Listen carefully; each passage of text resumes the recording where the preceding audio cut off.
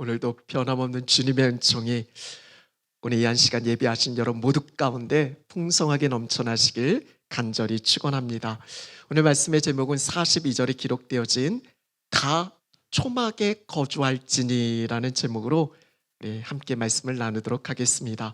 말씀을 나누기에 앞서 우리 좌우 앞뒤에 계신 분들과 함께 인사하셨으면 좋겠는데, 앞서도 말씀드린 것처럼 돌아오는 주일은 추수감사주일로 지키게 되어집니다. 11월 셋째 주일, 특별히 교회마다 물론 차이는 있을 수 있겠지만 대체적으로 그날 우리가 추수감사절로 지키게 되어집니다.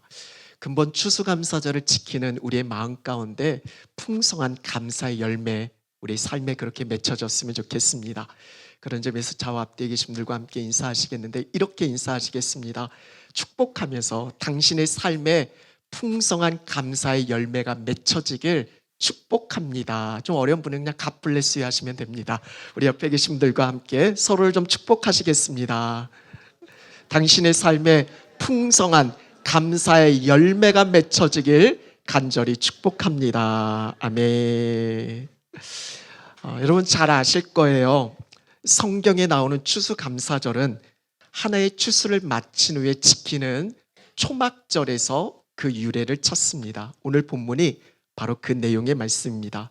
시작되어진 39절에 보면 너희가 토지 소산을 거두기를 마치거든 일곱째 달 15셋 날부터 이렛 동안 여호와의 절기를 지키되. 여기서 여호와의 절기가 앞선 34절에서도 전하고 있는데 바로 초막절입니다. 유대력으로, 오늘 우리의 어떤 지키는 그런 달력과 조금 차이가 있죠. 유대력으로 보통 새해 첫날이 한 3월 4월 정도 되니까 유대력으로 7월 15일은 한 세네 달 뒤 생각하면 한 10월 11월 거의 때가 아마 비슷할 겁니다.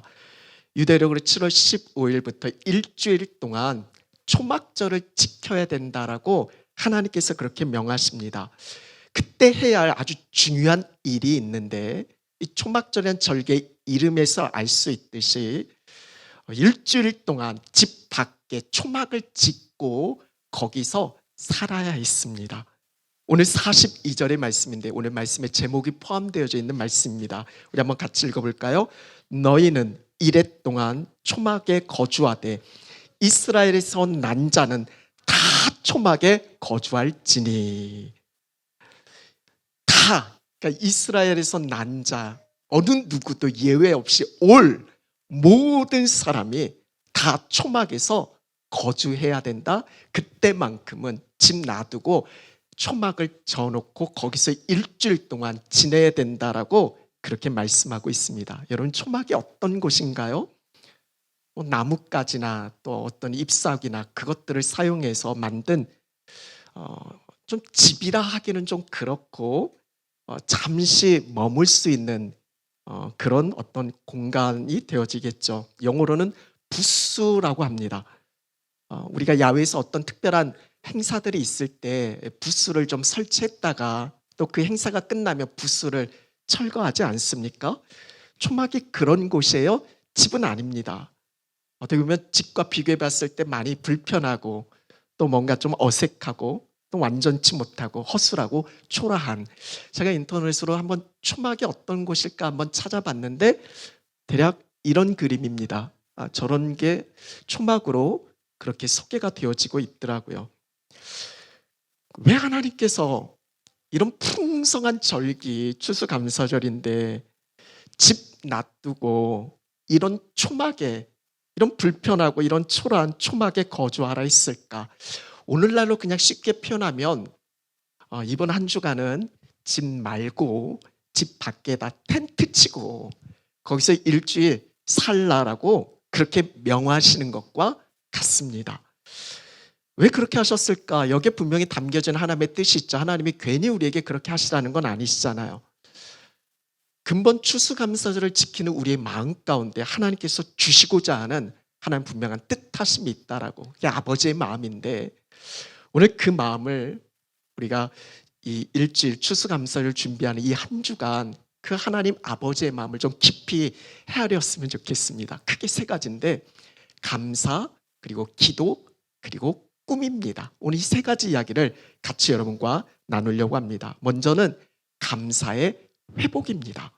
43절 말씀을 보면 왜 하나님께서 이스라엘 백성들에게 초막에 거주하라 하시면서 거주하시라 하시는지 그 이유에 대해서 이렇게 밝히고 있어요. 43절 말씀 한번 같이 읽어보겠습니다. 이는 내가 이스라엘 자손을 애굽 땅에서 인도하여 내던 때에 초막에 거주하게 한 줄을 너희 대대로 알게 함이니라. 나는 너희의 하나님 여호와이니라. 하나님께서 이스라엘 자손을 애굽 땅에서 인도하여 내셨잖아요.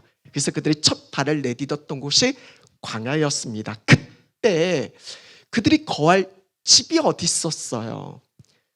광야를 지나가야 되는데 어느 한 곳에 정착해서 거기 집을 지을 수가 없잖아요. 그리고 광야에 그 메마르고 황량한 그 땅에 어떻게 집을 지을 수 있겠어요? 그래서 그냥 하루하루 머물 수 있는 임시 거처가 필요했겠죠. 그렇게 그들은 그 당시에 초막을 짓고 살았습니다. 아마 이동하는 중에 어떤 날은 초막을 만들어야 했고 또 어떤 날은 초막을 철거해야 했고 아마 그랬을 겁니다. 지금 그들은 가나안 땅에 들어와서 정착해서 그렇게 살고 있을 텐데 지금 자신들이 살고 있는 집과 한번 비교해 보면 그때 초막은 모든 면에서 아마 부족하고 불편하고 아마 참 초라한 그런 곳일 겁니다. 여러분 초막 안에 있어봐야 뭐 얼마나 있겠습니까?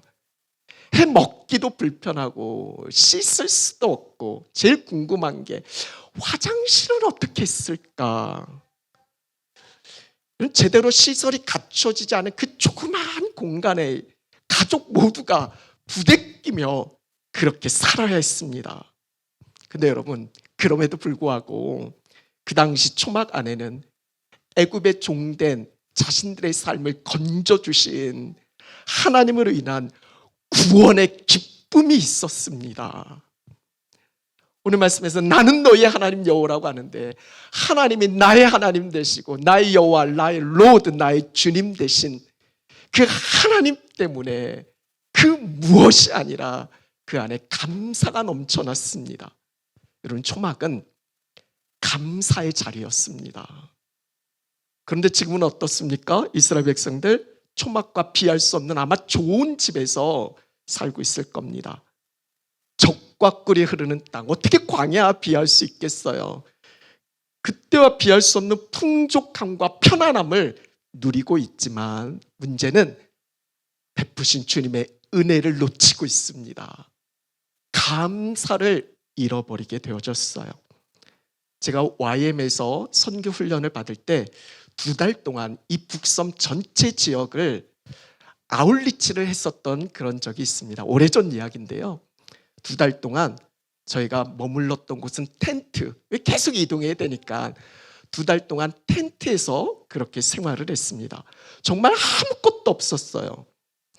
그러게 그 텐트에서 지내면서 예전에는 그냥 지나칠 수 있는 자그마한 것들인데 그것이 주어지는 것이 얼마나 감사한지, 아 이게 감사함의 이유였구나라는 생각을 그때 감사를 참 깊이 배웠습니다. 한 번은 어떤 현지 키위의 초청을 받아서 그날은 텐트에서 자지 않고 그분의 집에서 잠을 자게 됐습니다. 자신의 안방을 우리에게 내어주었어요. 어찌나 좋은지 방에서 잘 수 있는 게, 그것도 침대에서 잘 수 있는 게 너무 좋았습니다. 너무너무 감사했어요. 매일매일 이렇게 자면 너무 좋겠다. 그때 비하면 지금 제가 누리고 있는 건 너무 풍족합니다. 그렇게 감사하게 생각했었던 방에서, 그것도 침대에서 저 매일매일 그렇게 잡니다. 그런데 과연 감사하고 있는지 한번 돌아보게 됩니다. 여러분은 어떤가요? 수십 년 전과 비교해 보면 우리 삶은 의식 중 모든 면에서 풍족함 누리고 있습니다. 물론 지금도 어렵고 힘겹게 사시는 분들도 계실 겁니다. 그럼에도 전과 비교해 보면 그때 없었던 수많은 것들의 혜택을 우리는 누리고 있잖아요. 대표적인 게 스마트폰. 이 핸드폰 하나로 우리 모든 걸 다 해결할 수 있잖아요. 참 여자분들 집에 가전제품들이 많아서 얼마나 감사한지 모릅니다. 저 어렸을 때 간절한 기도 제목 중에 하나가 뭐였냐면 집 안에 화장실이 있는 것. 저희 어렸을 때는 밖에 화장실이 있었어요. 그러니까 저녁에 화장실 가는 게 너무 무서웠습니다. 그리고 화장실, 우리 어른들, 이렇게 하니까 제가 옛날 사람 같은데, 우리 어른들의 추억 떠올려 보면 옛날엔 다 푸세식이었잖아요. 막 여름에 막 부대기 막 나오고 막 팔이 있고, 막 생각만 해도 너무 싫은 거예요. 너무 무서운 거예요. 제일 싫었던 게 화장실 가는 거였습니다. 근데 어떤 친구 집에 갔는데 그 친구는 좀 잘 사는 집인데 집 안에 화장실이 있었고 물만 내리면 내려가는 푸세식이 아니라 수세식인 화장실이 있는 거예요. 그때부터 하나님, 집 안에 화장실이 있는 그런 집 꼭 달라고 기도했습니다. 여러분 어떠세요? 오늘 우리가 힘들다 하지만 대다수의 사람들은 그래도 넉넉하고 편리한, 과거에 그때 비교해 보면 우리 많은 걸 누리고 있잖아요. 근데 그때에 비해서 더 행복한가? 이걸 한번 좀 물어볼 필요가 있어요.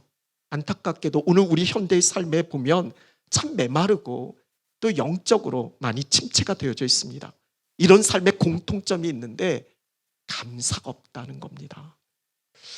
하나님께서 왜 이 풍성한 좋은 계절에, 이 절기에, 그것도 이스라엘 백성들에게 집도 아니고 초막 짓고 거기서 일주일 동안 지내라 하셨을까? 42절에 보면 매년, 그러니까 1년에 한 번쯤은 초막에 가서 거기서 출애굽 시절에 그들이 어떻게 살았는지 한번 경험해 보고 오늘 그 삶을 한번 비추어서 오늘 우리가 누리고 있는 것이 얼마나 큰 은혜인지 이건 놓치지 말고 나도 모르게 잃어버린 감사를 회복하라 명하시는 것이, 이것이 바로 하나님의 담겨져 있는 뜻입니다. 이런 코비드 시대를 겪으면서 참 많은 걸 우리가 깨닫게 되어졌잖아요. 우리의 일상이 앞서도 불렀던 찬양의 가사처럼 당연함이 아니라 은혜였다라는 사실을 참 많이 깨달았습니다. 이렇게 모여드리는 예배도 또 모임도 함께 먹고 그렇게 나누는 것도, 특별히 제가 전에 섬기던 교회에 아이들이 참 유별났습니다. 얼마나 시끄럽게 떠드는지, 장난치고 막 이것저것 깨부시고 뭐 나만 할 일이 없었어요. 뭐 저런 애들이 다 있나 그랬는데 팬데믹을 겪으면서 그 아이들이 너무 보고 싶은 거예요. 떠드는 소리가 너무 그리운 거예요. 내가 감사하지 못했구나.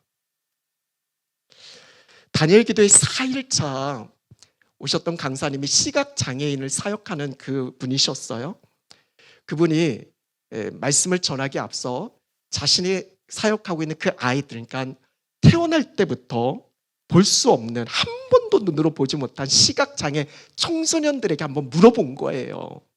너희들이 딱 하루만 볼 수 있다면, 딱 하루만 보게 된다면 가장 하고 싶은 게 무엇인가? 꼭 하고 싶은 게 무엇인가? 그걸 물었어요.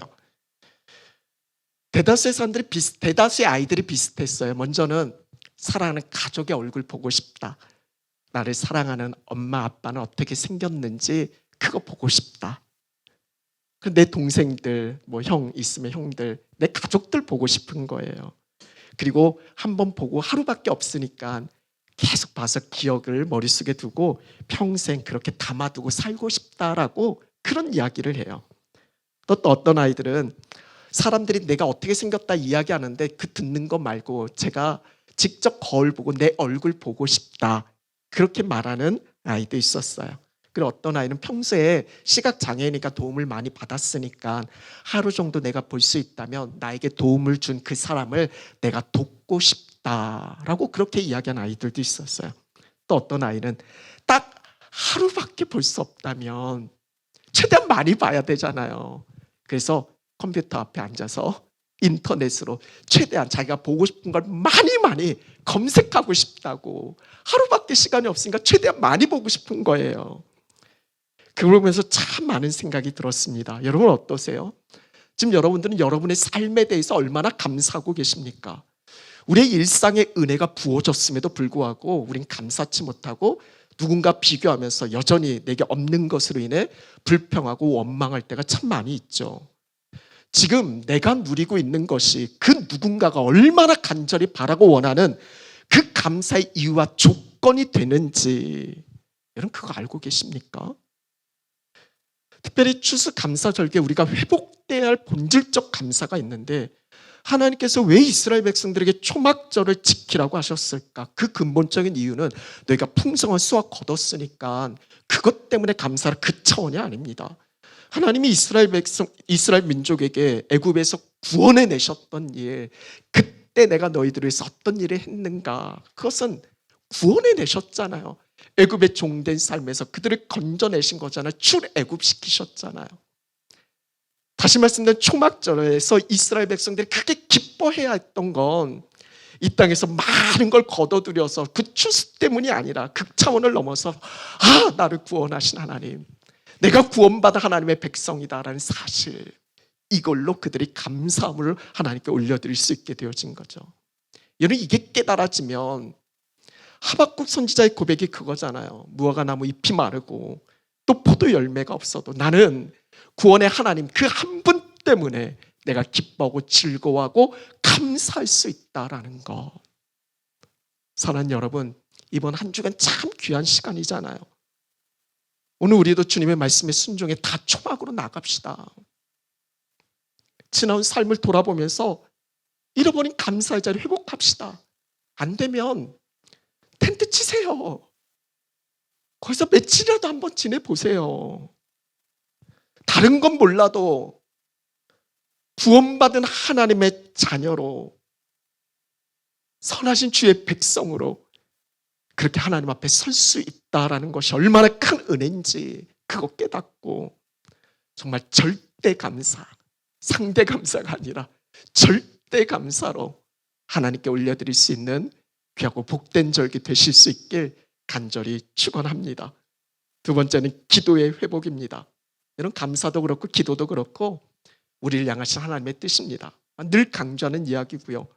특별히 11호는 기도에 대해서 계속해서 이야기하잖아요. 수없이 많이 들어왔습니다. 근데 우리의 문제는 실제로 기도하지 않는 겁니다. 기도해야 되는 거 아는데, 기도가 중요한 거 아는데 그렇게 강조하는데 실제 기도하지 않는 거, 이게 문제죠. 여러분 왜 기도하지 않습니까? 이런 초막에서 사는 건 참 쉽지 않습니다. 그것도 광야에서. 여러분 메마르고 황량한 벌판에 초막 짓고 그 속에서 뭘 할 수 있겠습니까? 낮에 뜨거운 햇빛, 밤에 그 추위, 얼마나 그 안에서 버텨낼 수 있겠습니까? 바람이 확 불면 이거 제대로 버텨낼 수 있을까요? 뉴질랜드 바람이 센데 광야 바람은 더 세지 않겠어요? 뭐 막히는 게 없으니까. 그냥 황량한 벌판에 적들에게 그냥 완전히 노출되어져 있는 그런 곳이잖아요. 어떻게 그런 곳에서 지낼 수 있을까? 우리 좋은 지역에서 초막 짓는 게 아니라 광야 한복판에서 어떻게 초막을 짓고 살 수 있어요? 하나님 도우심 없으면 하루도 제대로 버텨낼 수 없는 것이 광야입니다. 그래서 절대적으로 하나님의 도우심 구하고 하나님을 의지하고 하나님밖에 바라볼 수 없었던 곳이 바로 그곳이에요. 여러분 초막에서 이스라엘 백성들에게 있어서 하나님은 전부였어요. 늘 하나님이 1순위였습니다. 무엇이든 먼저 하나님부터 찾았고 하나님 없이는 그 속에서 아무것도 할 수 없었어요. 그렇게 초막은 하나님 찾고 간절히 하나님 의지하고 하나님의 도움을 구하는 바로 기도의 자리였습니다. 그런데 여러분 가나안에 들어오고 보니까 광야에서처럼 하나님이 필요치 않습니다. 정착해서 살다 보니까 하나님을 향한 그 우선순위가 나의 노력으로 대체될 때가 많습니다. 내 힘, 인간의 어떤 그 힘이 내가 오늘을 살아가는 생활에 절대적인 자리를 차지하면서 하나님은 그냥 부수적인 장식품 정도 그렇게 전락하게 됩니다. 굳이 하나님 없어도 오늘 사는데 지장이 없어요. 돈 없으면 몰라도. 요즘은 핸드폰 없으면 정말 하루 살기 힘들죠.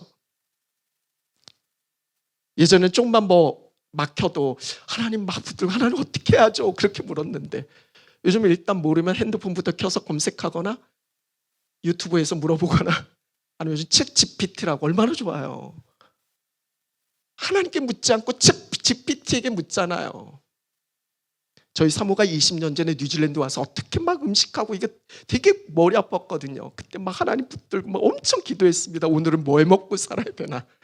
근데 요즘은 어남 선생이라고 유튜브에서 어남 선생이랑 레시피를 공유해서 그렇게 만들어 가고 있더라고요.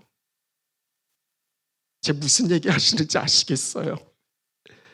여러분, 그렇게 하나님의 위치와 자리에 우리가 다른 것이 대체되면서 가장 먼저 나타나는 현상이 뭔지 아십니까? 기도의 부재예요. 기도하지 않습니다. 기도할 시간이 어디 있어요? 찾아봐야죠. 영상 봐야죠. 기도할 여유, 기도할 시간이 없습니다. 왜 하나님께서 일주일 동안 그것도 초막에서 거주하라 명하셨는지. 이스라엘에서 난 자, 이스라엘의 백성의 정체성은 하나님께 있잖아요. 그들은 하나님의 백성이잖아요. 하나님 놓치면 아무리 풍요로운 가나안 땅에 살고 있어도 더 이상 그것은 축복의 땅이 아닙니다. 광야에서 절대적으로 하나님 의지하고 하나님 바라봤던 것처럼 그 무엇보다 하나님을 우선에 두고 그렇게 하나님을 간절히 찾기를 원하셨던 그것이 이스라엘 백성들의 정체성이니까 오늘 우리도 주의 자녀, 주의 백성이잖아요. 우리의 정체성, 우리 삶은 하나님과 동행하는 데 있잖아요. 근데 오늘 우리는 어떠세요? 이런 하나님이 여러분에게 몇 번째입니까? 여러분의 우선순위 하나님은 어느 정도에 계시나요? 이런 글이 있어요. 아마 들어본 분이 계십니다. 전에 저와 같이 사역했던 분이 어린이 전도협회 사역하셨던 분인데 그분이 말씀 중에 이 이야기를 소개하더라고요. 제가 너무 찔림을 받아서 그때 적어놨었던 그런 기억이 있습니다. 인터넷에 보시면 이 글이 많이 나와 있어요. 제가 한번 읽어드리겠습니다. 제목은 하나님은 3등입니다. 1등은 하고 싶은 일, 2등은 해야 하는 일, 3등은 하나님 만나는 일. 하고 싶은 일 다 하고 해야 하는 일도 다 마치고 그 후에 여유가 있으면 하나님을 만나줍니다. 하나님은 3등입니다. 어려운 일이 생길 때도 하나님은 3등입니다. 내 힘으로 한번 해보고 그래도 안 되면 가까이 있는 사람에게 도와달라고 하고 그나마도 안 될 때 하나님을 부릅니다. 하나님은 3등입니다.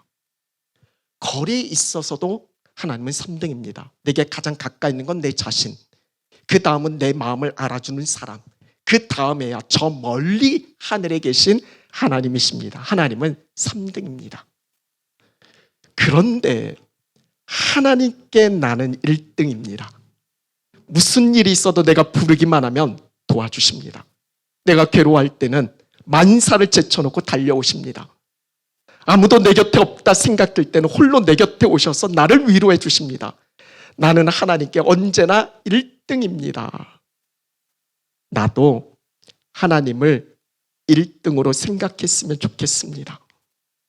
만사를 제쳐놓고 만나고 작은 고비 때마다 손을 꼭 붙잡는 내게 1등으로 가까이 계신 하나님이셨으면 좋겠습니다.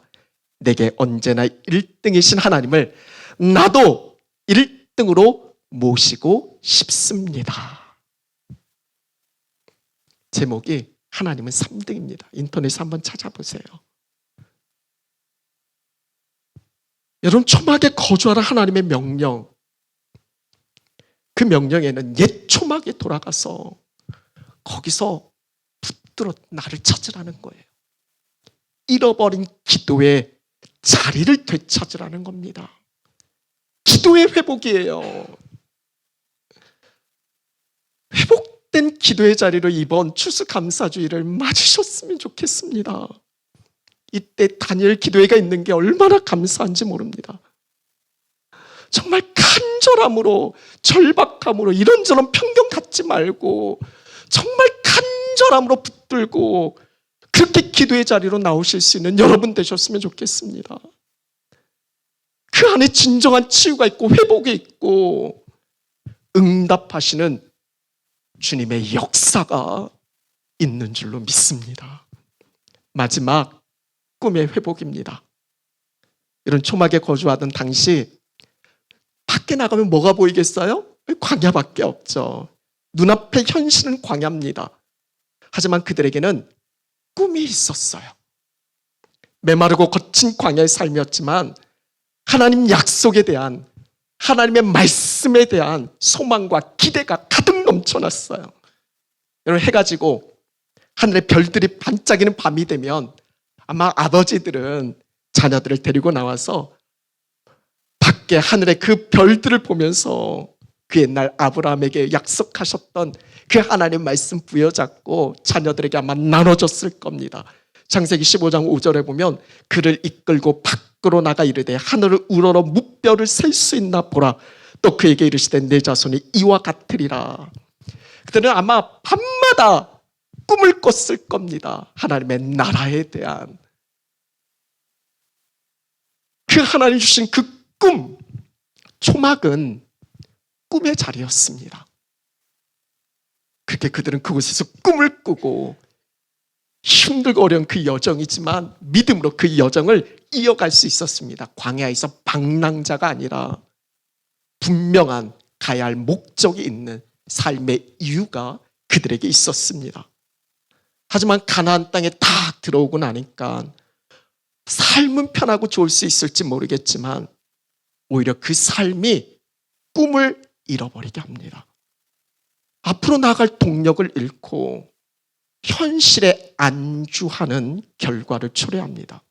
왜 하나님께서 다, 한 사람도 예외 없이 다 초막에 거주하라 명하셨습니까? 그때 품었던 하나님의 꿈, 하나님의 나라에 대한 생각을 놓지 말라라는 거예요. 오늘 여러분은 어때서 여러분의 꿈이 있으십니까?